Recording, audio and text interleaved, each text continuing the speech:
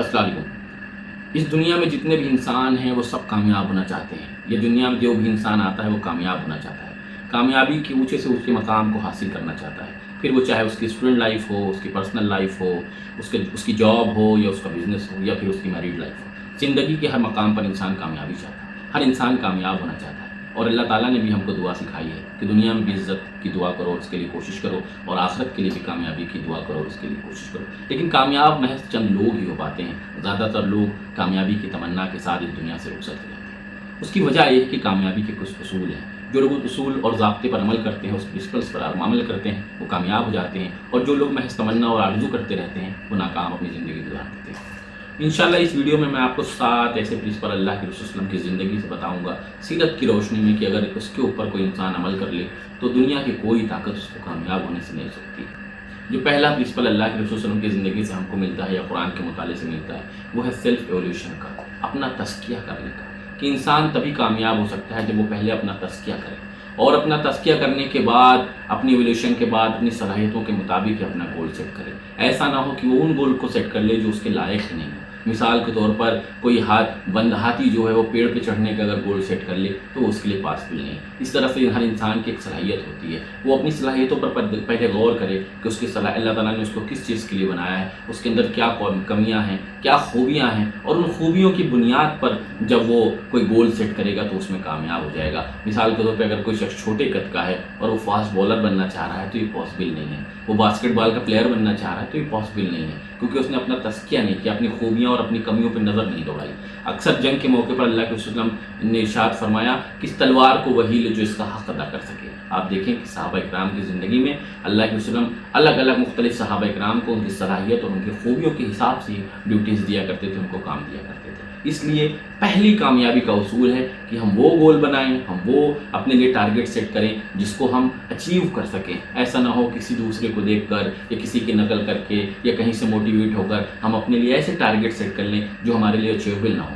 اللہ کے رسول نے حدیث میں ارشاد فرمایا کہ اپنی نفس کے اوپر ظلم مت کرو۔ صحابہ اکرام نے کہا اللہ کے رسول اپنی نفس پہ کیا ظلم کرنا؟ اللہ کے رسول نے فرمایا تم ان آزمائشوں میں اپنے آپ کو ڈال دو جس کے تم لائق نہیں ہو، جس کو تم برداشت نہیں کر سکتے ہو۔ تو کامیابی کا یہ پہلا اصول ہے کہ ہم اپنا جائزہ لیں، اپنی خوبیوں پر، اپنی کمیوں کے اوپر نظر دوڑائیں، اس کے بعد اپنی صلاحیتوں کو دیکھیں، اس کے بعد پھر ہم گول کو ٹارگٹ سیٹ کریں تو انشاءاللہ تعالی ہم ضرور کامیاب ہو جائیں گے۔ دوسرا پرنسپل ہم کو اللہ کے رسول کی زندگی سے ملتا ہے، وہ ہے پلاننگ۔ جب ایک بار آپ نے ایک گول سیٹ کر لیا، اپنا جائزہ لے لیا، اپنا تزکیہ کر لیا، تو اب ہم پلاننگ کریں، کیونکہ بغیر پلاننگ کے کچھ بھی زندگی میں حاصل نہیں ہو سکتا۔ اللہ کے رسول کی زندگی سے میں آپ کو مثال دوں گا کہ آپ صلی اللہ علیہ وسلم نے جب مکہ سے ہجرت کرنے کا فیصلہ کیا، مدینے جانے کا فیصلہ کیا، تو آپ سیرت کی کتابوں میں پڑھیے کہ کتنی زبردست اللہ کے رسول نے پلاننگ کی،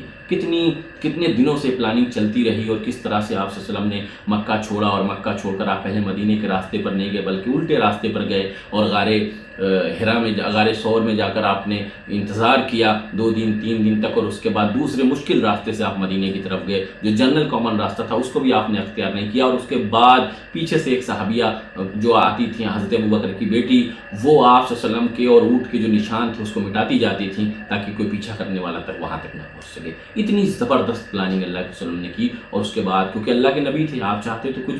جو کچھ مانگتے ہو آسانی سے ہو سکتا تھا، لیکن ہماری ہدایت کے لیے، ہماری رہنمائی کے لیے آپ نے ایک ایک قدم ایسے اٹھائے جس کے اندر زبردست حکمت اور پلاننگ نظر آتی ہے۔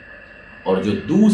تیسری جو پرنسپل ہم کو ملتا ہے اللہ کے رسول کی زندگی سے، وہ ہے فوکس کا۔ ایک بار ہم نے اپنے ایولیوشن لے لیا، ہم نے ٹارگٹ سیٹ کر لیا، اس کے بعد ہم نے پلاننگ بنا لی، اب ہمارے پاس فوکس ہونا چاہیے۔ اگر ہم ہر وقت ڈسٹریکٹ ہوتے رہیں گے، ہر وقت ہم 6 مہینے پر، 2 مہینے پر، 3 مہینے پر اپنے ٹارگٹس بدلتے رہیں گے، اپنا گول بدلتے رہیں گے، تو ہم کبھی کامیاب نہیں ہو سکتے۔ کامیابی کی پہلی سب سے شرط ہے کہ انسان فوکس کے ساتھ کام کرے۔ اللہ کے رسول صلی اللہ علیہ وسلم کی جب دعوت پھیلنے لگی مکہ کے اندر، تو آپ دیکھیے کہ لوگ آفر دینے لگے، مکہ کے بڑے بڑے سردار، تو اللہ کے رسول نے کیا فرمایا تھا؟ اللہ کے رسول نے فرمایا کہ تم میرے ہاتھ پر ایک چاند رکھ دو اور دوسرے ہاتھ پر سورج رکھ دو، لیکن میں اپنی دعوت سے باز نہیں آؤں گا یہاں تک کہ یہ دین غالب ہو جائے گا، یہ میری جان چلی جائے گی۔ مطلب اللہ کے رسول کا فوکس ایک دم کلیئر تھا کہ اس دین کو، اللہ کے دین کو پوری دنیا پہ غالب ہو کر رہنا ہے، چاہے اس کے اندر میری جان ہی کیوں نہ چلی جائے۔ اس طرح کا جب فوکس ہوتا ہے انسان کا کہ آپ نے کوئی ٹارگٹ بنا لیا ہے، اس کے لیے پلاننگ کر لی، پھر آپ اس کے آگے بڑھ چلیں، تو اللہ تعالیٰ ضرور آپ کو کامیابی دے گا۔ اگر آپ گھر سے باہر نکلیں کہیں جانے کے لیے کسی منزل کی طرف، اور सड़क पर रोड पर जितने भी टर्न आए आप हर जगह मुड़ते चले जाएं तो क्या आप कभी मंजिल तक पहुंच जाएंगे? या आप सुबह घर से उठें और आपको पता ही ना हो कि आपको कहाँ जाना है, तो क्या आप मंजिल तक पहुंचेंगे? बहुत सारी मिसालें दी जा सकती हैं। अगर आपके पास फोकस नहीं है, अगर आपके पास नज़्बुलैन नहीं है ज़िंदगी में, तो आप कामयाब नहीं हो सकते। ये 3 उसूल इंशाल्लाह इस वीडियो में मैंने आपको बताए हैं। आगे के जो 4 उसूल हैं इंशाल्लाह मैं नेक्स्ट वीडियो में आपको बताऊंगा, क्योंकि वीडियो ज़्यादा लंबा ना हो जाए। अगर आप लोगों को पसंद आए तो इसको दूसरों तक शेयर करें, ताकि मैं इंशाल्लाह इसका अगला वीडियो भी आप तक पेश करूँ। ये 7 उसूल, ये प्रिंसिपल जो अल्लाह के रसूल की ज़िंदगी से हमको मिलते हैं, जो भी स्टूडेंट या जो भी नौजवान इसके ऊपर अमल कर लेगा तो दुनिया की कोई ताकत उसको कामयाब होने से नहीं हो सकती। अस्सलाम वालेकुम वरहमतुल्लाहि वबरकातुहू।